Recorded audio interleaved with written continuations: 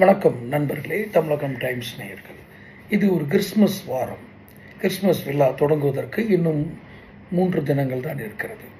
என்னுடைய கிறிஸ்மஸ் பிரார்த்தனையாக ஒரு பதிவினை இடைய நான் விரும்புகிறேன். பொதுவாகவே கிறிஸ்தவ மத விதிகளின்படி இயேசு கிறிஸ்து சாமானிய மக்களுக்காக அவர்களுடைய பாவங்களை போக்குவதற்காக அறிந்தோ அறியாமலோ செய்கிற பாவங்களை போக்குவதற்காக தன் இரத்தத்தை சிந்தி மக்களை காப்பாற்றினார் என்ற ஒரு வாழ்க்கை வரலாறு உண்டு. அதுதான் முழுமையான கிறிஸ்தவ வரலாறு. என்னுடைய பிரார்த்தனை, இப்போது இந்த உலகத்தில் உள்ள சகல ஜனங்களும் கண்ணுக்கு தெரியாத எதிரிகளால் திடீரென்று தாக்கப்படுகிறார்கள். இது ஆயுதங்களை கொண்டோ யுத்தங்களில் நடத்தப்படும் பீரங்கிகளை கொண்டோ வேறு விதமான ஆயுதங்களை கொண்டோ நடத்தப்படும் தாக்குதலை நான் சொல்லவில்லை. இன்று இருக்கக்கூடிய சமூக தளங்கள், அதாவது சோசியல் பிளாட்ஃபார்ம்ஸ், நான் சோசியல் மீடியா என்று கூறவில்லை, சோசியல் பிளாட்ஃபார்ம்ஸில் சமூக தளங்களில் பண்பாடோ கலாச்சாரமோ, தமிழர்களுடைய அடிப்படை பண்பாடு அடிப்படை கலாச்சாரம் ஒரு புரிந்து செயல்படும் விதம், இது இந்த தளங்களில் இப்போது காணாமல் போகிறதோ என்ற ஒரு கவலை எனக்கு ஏற்படுகிறது.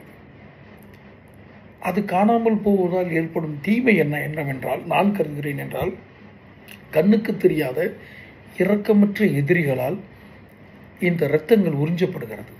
அன்று ஒரு இயேசு கிறிஸ்து தன்னுடைய இரத்தத்தை சிந்தி சகல ஜனங்களையும் காப்பாற்றினார். ஆனால் இன்று தேவை சகல ஜனங்களுக்கும் இரத்தம் தேவை. யாருக்காக? இரக்கமற்ற எதிரியோடு நடக்கும் ஒரு யுத்தத்திற்காக. இரத்தம் என்றால் அது உடலில் ஓடும் அந்த ஒரு ஃபேக்ட், அதாவது என்ன சொல்றது, இரத்தம் என்று நீங்கள் அதே அர்த்தத்தில் எடுத்துக்கொள்ள வேண்டாம். இந்த லிட்டரல் மீனிங் நான் சொல்லலை. கண்ணுக்கு தெரியாத எதிரிகள் யார்? கண்ணுக்கு தெரியாத எதிரிகள் என்றால் மனித உருவத்தில் தான் இருக்க வேண்டும் என்ற அர்த்தம் இல்லை.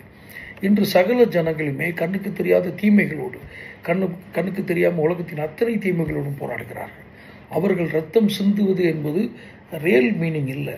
அவங்களுடைய சிந்தனை மூலமாக அவருடைய இரத்த உற்பத்தி குறைகிறது, இரத்தம் உடலில் குறைகிறது. அப்போது இரக்கமற்ற எதிரிகள், உதாரணமாக நான் ஒன்று கூறுகிறேன். என் அனுபவத்தில் ஒரே ஒரு விஷயத்தை நான் இப்போது உங்களோடு பகிர்ந்து கொள்ள விரும்புகிறேன். நீங்கள் என்று வேண்டாம், விட்டுவிடுங்கள்.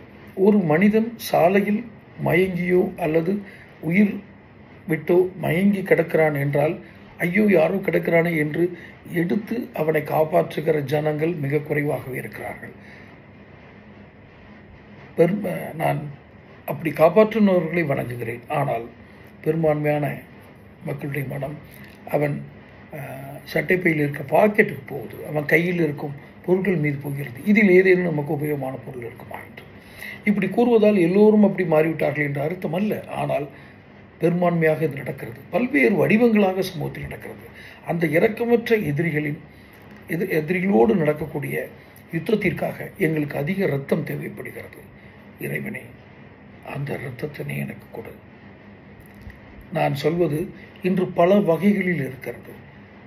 பொருளாதார நிலையினால் மிக கடுமையான வட்டி செலுத்தக்கூடிய மக்கள், அறிந்தோ அறியாமலோ வங்கிகளில் வாங்கிய கடன்களுக்காக மிக அதிகமாக தொகையை திரும்ப செலுத்தக்கூடிய மக்கள், ஏதோ ஒன்றில் சிக்கிவிடக்கூடாது என்பதற்காக வேறு எதையோ சிக்கி தன்னுடைய பணத்தினை இழந்து, இதெல்லாம் இரத்தம் இழப்பதற்கு சமம்.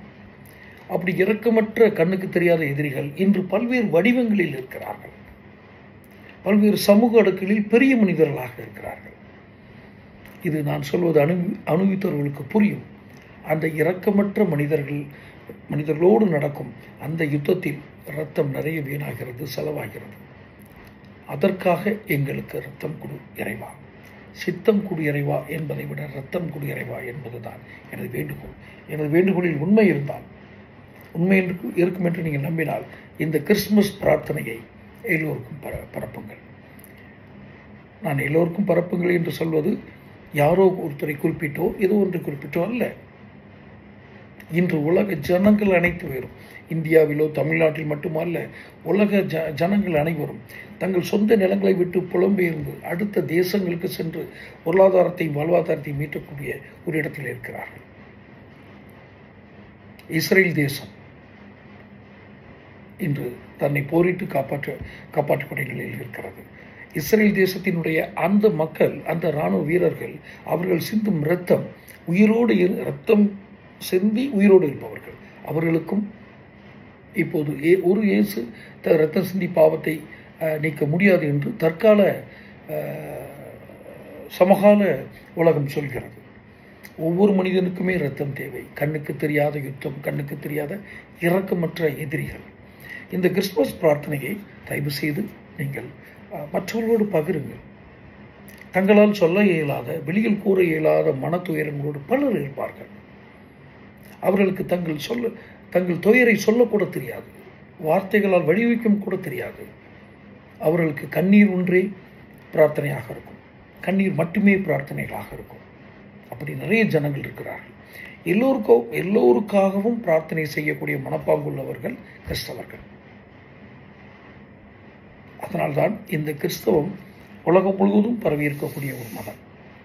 இந்த கிறிஸ்துமஸ் நாளில் இந்த பிரார்த்தனையை நான் முன்வைப்பதன் மூலமாக, இப்படி ஒரு பிரார்த்தனை ஒரு வடிவத்தை கொடுப்பதன் மூலமாக, நான் கிறிஸ்தவ முறையில் பிரார்த்தனை செய்து அதிக பழக்கம் உள்ளவன் இல்லை என்பதால்